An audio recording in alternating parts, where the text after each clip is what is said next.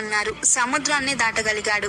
6 రోజుల పిల్లవాడు అన్నారు. అసురుల పాలిట యముడయ్యాడు. గోవుల సంరక్షకుడుగానే ఉండగలడు అన్నారు. గోవర్ధనగిరిని చిటికెన వేలితో ఎత్తాడు. పిరికివాడు అన్నారు. పాము పడగలపై నృత్యమాడాడు. వెర్రిగా మన్నును తింటాడు అన్నారు. విశ్వాన్ని మొత్తం నోట్లో దాచగలిగాడు. ఒట్టి అల్లరివాడు అన్నారు. ఆడదాని గౌరవాన్ని చరిత్ర చూసేలా చేశాడు. ప్రేమలో ఓడిపోయాడు అన్నారు. కానీ ప్రేమనే గెలిచి చూపాడు. నల్లని వాడన్నారు. నీలి మేఘశ్యాముడయ్యాడు. కత్తి పట్టలేడు అన్నారు. కానీ జగన్నాటక సూత్రధారి అయ్యాడు. తెలివిలేని వాడు అన్నారు. తెగిస్తే సమస్త లోకం హడలిపడింది. స్త్రీ అంటే గౌరవం లేదు అన్నారు. శాపాన్ని మాత్రం మౌనంగా స్వీకరించాడు. యుద్ధభూమిలో శూన్యం అన్నారు. సుదర్శన చక్రాన్ని తిప్పితే సూర్యుడే మబ్బుబారాడు. రణరంగంలో సామర్థ్యం లేదు అన్నారు. రథసారథై సత్తా చూపాడు. ఆఖరి ప్రశ్న, నువ్వు ఎవరు అంటే, అర్జున, నేను సమస్త లోకానికి గురువు. రాబోయే కాలానికి కర్మనవుతా, రక్షకుడిని అవుతా, అధర్మం పట్ల అసురుడిని అవుతా. ధర్మ సంస్థాపనకై దశావతారాల్లో 8వ అవతారం ధరించిన శ్రీకృష్ణ పరమాత్ముణ్ణి నేను.